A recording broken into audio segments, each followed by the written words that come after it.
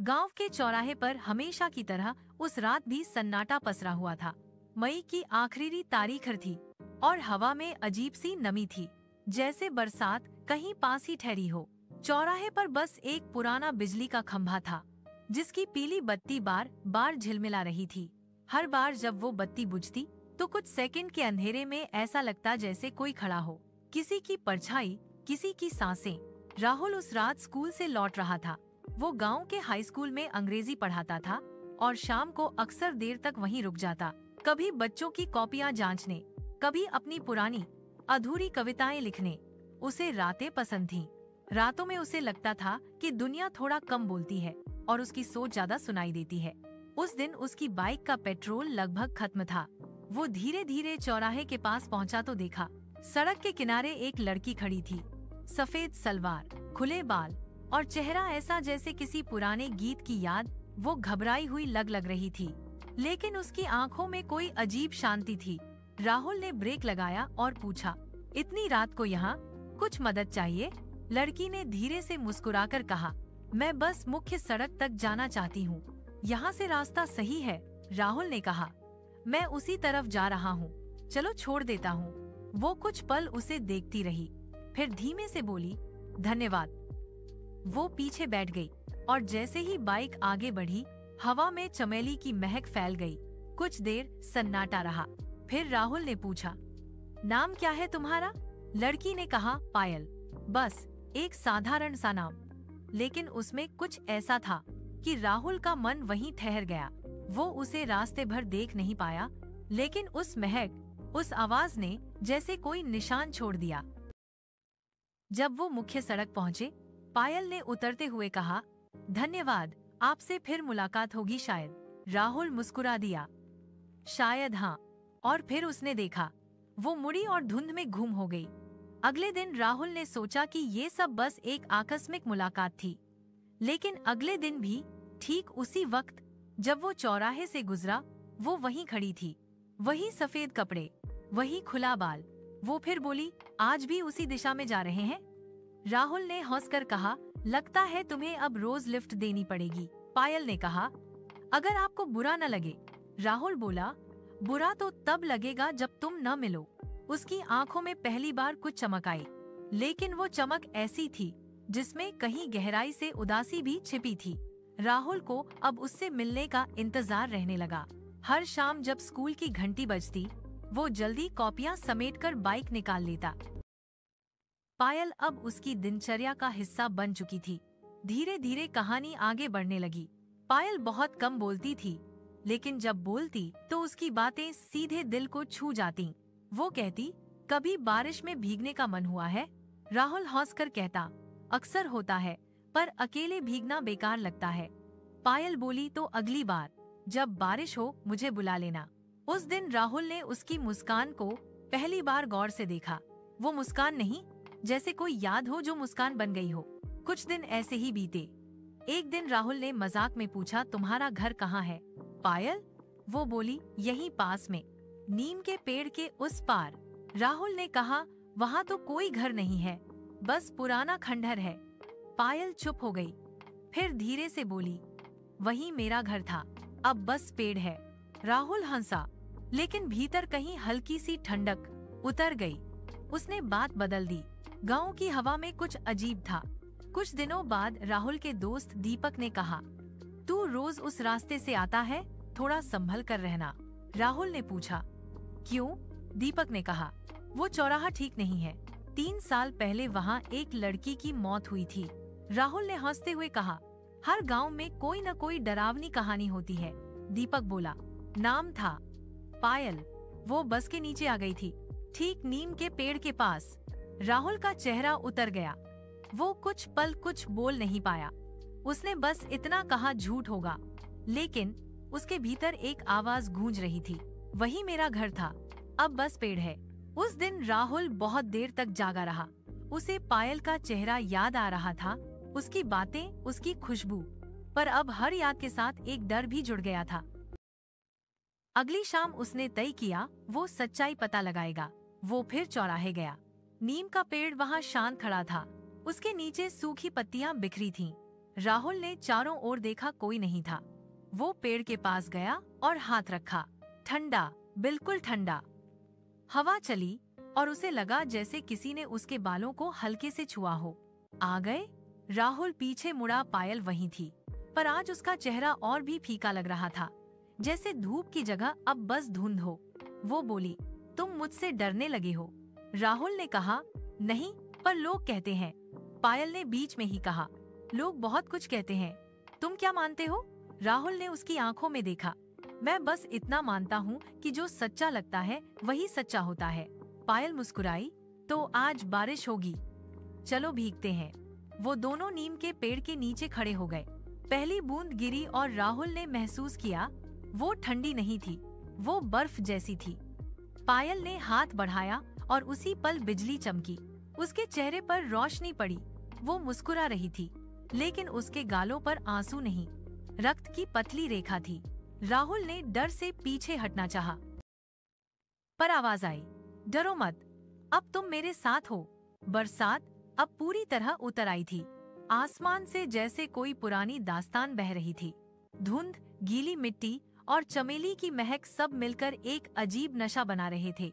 राहुल अब उस नीम के पेड़ के नीचे था और उसके सामने पायल खड़ी थी, भीगी हुई, मुस्कुराती हुई, लेकिन उसकी मुस्कान में अब कुछ ऐसा था जो इंसानी नहीं लगता था। उसने हाथ बढ़ाया, देखो, बारिश कितनी प्यारी है, अब तो तुम डर नहीं रहे? राहुल कांप गया। उसकी उंगलियां ठंडी थीं, बर्फ जैसी। वो कुछ कहना चाहता था, लेकिन आवाज जैसे गले में अटक गई। पायल ने धीरे से कहा, तुम सोच रहे हो ना, मैं कौन हूँ? मैं वही हूँ जो इंतजार करती रही बरसों तक। राहुल ने झटके से पीछे देखा। पेड़ की जड़ में कुछ गीली मिट्टी हिली थी, जैसे वहाँ किसी ने जमीन खुरची हो। उसका दिल जोर जोर से धड़कने लगा। अगली सुबह 10 राहुल अपने कमरे में जागा। भीगे कपड़े जमीन पर पड़े थे और मेज पर वही चमेली का फूल था जिसे पायल ने पिछली रात बालों में लगाया था। वो चौंक गया। क्या वो सब सपना था या सच? वो स्कूल पहुंचा, लेकिन सारा दिन ध्यान पढ़ाने में नहीं लगा। दोपहर को गांव का चौकीदार राम सेवक आया। उसने हंसते हुए कहा, मास्टर जी, कल रात फिर किसी ने नीम के नीचे दिया जलाया है। राहुल ने पूछा, दिया? राम सेवक बोला, हाँ, हर साल इसी दिन कोई वहाँ जलाता है। कहते हैं उस लड़की की आत्मा उसी दिन मरी थी। राहुल के हाथ से चौक गिर गया।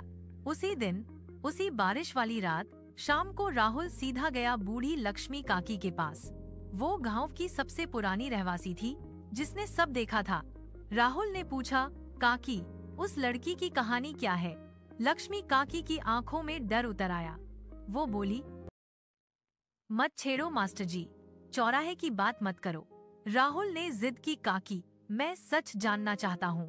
काकी ने दीपक में तेल डाला, फिर धीमे स्वर में बोली, 3 साल पहले की बात है। गांव में शहर से एक नई लड़की आई थी, पायल नाम था उसका। सुंदर थी, पर अकेली। वो स्कूल में बच्चों को गाने सिखाती थी। राहुल, तू भी शायद तब कॉलेज में था। राहुल ने सिर हिलाया। काकी ने कहा, एक दिन वो नीम के नीचे किसी के साथ देखी गई थी। गांव वालों ने कहा, बदनाम लड़की है, उसके घर वाले पहले ही मर चुके थे। वो अकेली थी। अगले दिन किसी ने उसकी लाश देखी, चौराहे पर, उसी नीम के नीचे। किसी ने कहा उसने खुदकुशी की, किसी ने कहा बस ने टक्कर मारी। राहुल की रूह कांप गई। वो बोला, लेकिन उसका नाम वही? काकी ने गहरी सांस ली। हाँ मास्टर जी, पायल। पर अब वहाँ जो दिखता है वो इंसान नहीं है। अब राहुल को नींद नहीं आती थी। हर शाम वह उसी रास्ते से गुजरता, इस उम्मीद में कि पायल फिर मिले। उसकी डायरी में अब अजीब बातें भरने लगीं। उसकी आंखों में सन्नाटा क्यों है? वो धुंध में दिखती क्यों नहीं? बस खुशबू आती है। वो कहती है, बारिश उसका वक्त है। दीपक ने एक दिन कहा, तू ठीक नहीं लग रहा, भूल जा उसे। राहुल बोला, अगर वो आत्मा है तो भी मैं उसे अकेला नहीं छोड़ सकता। उस रात राहुल ने नीम के पेड़ के पास जाकर कहा, पायल, अगर तुम सच में हो तो सामने आओ। हवा रुकी, पेड़ की पत्तियां कांपीं और फिर एक परछाई उभरी। वो पायल थी, लेकिन अब उसकी आंखें काली थीं, चेहरा फीका और कपड़े भीगकर मिट्टी में लिपटे हुए थे। वो बोली, तुम क्यों लौटते हो यहाँ? राहुल, क्योंकि तुम्हें छोड़ना अब मुमकिन नहीं। पायल मुस्कुराई और उसकी आवाज गूंजने लगी, तो फिर रह जाओ यही मेरे साथ। अचानक राहुल के पैरों के नीचे की जमीन धांसी और उसे लगा जैसे किसी ने उसके टखनों को पकड़ लिया हो। नीचे मिट्टी नहीं, पानी था और उसमें कोई चेहरा झलक रहा था, वही पायल। वो चीखा, पायल, पर आवाज गीली मिट्टी में घुल गई। अगले दिन राहुल स्कूल नहीं पहुंचा। बाइक नीम के पेड़ के पास मिली, भीगी, कीचड़ में धंसी हुई। हेलमेट जमीन पर पड़ा था और बगल में वही चमेली का फूल। गांव में अफवाह फैल गई, पायल अब अपने साथ किसी को ले गई है। दीपक ने पुलिस बुलाई, पर उन्हें कुछ नहीं मिला। पेड़ के नीचे बस हल्का गड्ढा था, जैसे जमीन ने किसी को निगल लिया हो। 3 दिन बाद रात के 12:30 बजे चौराहे की बत्ती फिर झिलमिलाई। राम सेवक चौकीदार गश्त पर था। उसे लगा किसी ने उसका नाम पुकारा, राम सेवक, पानी ला दो। वो मुड़ा और उसकी आंखें फटी रह गईं। नीम के नीचे 2 आकृतियां खड़ी थीं, एक पायल और दूसरा राहुल। दोनों मुस्कुरा रहे थे, हाथों में हाथ डाले, जैसे बारिश का इंतजार कर रहे हों। राम सेवक काम गया और भाग खड़ा हुआ। सुबह जब लोग पहुँचे, वहाँ बस 2 चीजें मिली, एक टूटी हुई चौक और एक नीला रिबन। फिर अचानक जमीन के नीचे से किसी ने फुसफुसाया, दीपक। वो चौंक कर पीछे हटा। पेड़ की जड़ से मिट्टी हिली और एक पुराना खत बाहर गिरा। कागज आधा सड़ा हुआ था, लेकिन शब्द अब भी जिंदा थे। उसमें लिखा था, राहुल, अगर कभी तुम ये पढ़ रहे हो तो शायद मैं अब नहीं हूँ। वो रात मेरी आखिरी रात थी। मुझे गांव वाले पागल समझने लगे हैं। कहते हैं मैं किसी से छिपकर मिलती हूँ। उन्हें नहीं पता कि वो तुम थे, पर मैं अब सब थक चुकी हूँ। अगर मैं चली भी जाऊँ तो बारिश में मत आना, क्योंकि बारिश अब मेरा घर होगी। दीपक ने पढ़ते हुए रोंगटे खड़े कर लिए। वो कांपते हुए बोला, तो राहुल उससे पहले से जानता था। अगले दिन दीपक ने गांव के पुराने पटेल से मुलाकात की। वो आदमी लगभग 80 साल का था, पर अब भी सारा इतिहास याद रखता था। उसने कहा, पायल और राहुल दोनों को हमने कई बार साथ देखा था, लेकिन गांव के कुछ लोगों को ये पसंद नहीं था। वो बाहरी थी, अकेली थी और हमारे लोग उसे अपशकुन समझते थे। दीपक ने पूछा, क्या गांव वालों ने उसे? पटेल ने गहरी सांस ली। हम सब पापी हैं बेटा। उस रात कुछ लड़कों ने उसका पीछा किया। वो नीम के पेड़ तक भागी और फिर बस। दीपक ने पूछा, फिर क्या हुआ? पटेल की आंखों से आंसू बह निकले। उसने रस्सी डाल ली। अगली सुबह जब लोग पहुँचे, उसका शव वहीं झूल रहा था और तब से हर बारिश की रात वो लौट आती है। दीपक अब समझ चुका था कि राहुल का जाना कोई हादसा नहीं था। वो खुद उसकी पुकार में समा गया था। उसने तय किया कि वो आखिरी बार उस जगह जाएगा। वो बारिश की रात थी, वही तारीख है, वही वक्त। नीम का पेड़ अंधेरे में कांप रहा था और हवा में वही खुशबू तैर रही थी, चमेली और मिट्टी की। दीपक बोला, पायल, अगर तू सच में यहाँ है तो सामने आ। मैं तेरी सच्चाई सबको बताऊंगा। पहले तो सन्नाटा रहा, फिर धुंध गहरी हो गई और उसमें से 2 आकृतियां उभरी, पायल और राहुल। पर अब उनके चेहरे मानवीय नहीं थे।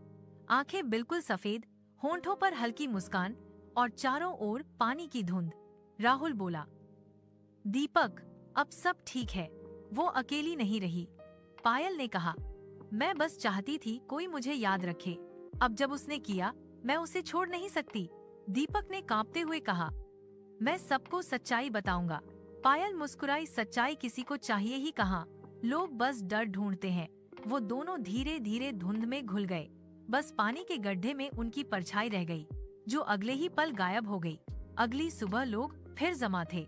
नीम के पेड़ के नीचे 3 चीजें मिली, एक टूटी हुई डायरी, एक चमेली का फूल और एक तीसरा नाम मिट्टी में लिखा हुआ, दीपक। गांव के लोग आज भी कहते हैं, बरसात की पहली रात को अगर कोई नीम के पास जाए तो उसे 3 आवाजें सुनाई देती हैं। एक पायल की हंसी, एक राहुल की कविता और एक दीपक की दहशत भरी फुसफुसाहट। सच्चाई मत खोजो। साल बीत चुके थे। गांव अब पहले जैसा नहीं रहा था। नीम का पुराना पेड़ अब आधा सूख चुका था और चौराहे पर बनी वह टूटी फूटी हवेली, जिसे लोग अब भी पायल का घर कहते थे, वह अब पूरी तरह सुनसान थी, लेकिन लोगों का डर अब भी जिंदा था। कहते हैं जब भी पहली बारिश की बूंदें जमीन पर गिरती, तो हवेली की टूटी खिड़कियों से किसी के गाने की हल्की आवाज आती, धीरे धीरे उदास, और फिर अचानक एक भयानक चीख। एक दिन एक सफेद कार गांव के बस स्टॉप पर रुकी। उससे उतरी एक लड़की शहर के कपड़ों में, लेकिन आंखों में अजीब सी उदासी। नाम था रिया। वो एक मनोविज्ञान की रिसर्चर थी, आत्माओं और मानसिक भ्रमों पर अध्ययन करती थी। वो उसी गांव में आई थी जहां कभी पायल, राहुल और दीपक की कहानी खत्म हुई थी।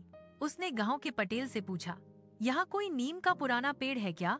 पटेल बोला, हाँ बिटिया, पर वहाँ कोई नहीं जाता, वहाँ सिर्फ मौत मिलती है। रिया मुस्कुराई, शायद मुझे वही चाहिए। रिया ने गांव के बाहर उसी हवेली में डेरा डाला। कमरा पुराना था, दीवारों पर फफूंदी और छत से टपकता पानी। रात के 12 बजे जब उसने लैंप जलाया, तो खिड़की के बाहर किसी की परछाई दिखी। एक लड़की, गीले बाल, सफेद सलवार में, धीरे धीरे मुस्कुराते हुए। रिया ने दरवाजा खोला, कोई नहीं था, सिर्फ हवा में चमेली की खुशबू थी। वो घबराई, पर खुद से बोली, इसे डर नहीं, डेटा समझो। लेकिन जैसे ही उसने रिकॉर्डर ऑन किया, उसमें एक आवाज आई, रिया। उसकी रीढ़ में ठंड उतर गई। उसने रिकॉर्डर वापस चलाया, वही आवाज दोहराई, रिया। लेकिन अब शब्द बढ़ गए, तू लौट क्यों आई? अगले कुछ दिन रिया को नींद नहीं आई। हर रात उसे एक ही सपना आता, एक नीम का पेड़, उसके नीचे 3 परछाइयाँ, और चौथी परछाई जो धीरे धीरे उसकी ही शक्ल में बदल जाती। वो चीख कर उठती और सामने मेज पर वही पायल का पुराना खत मिलता, जो सालों पहले पुलिस के रिकॉर्ड से गायब हो गया था।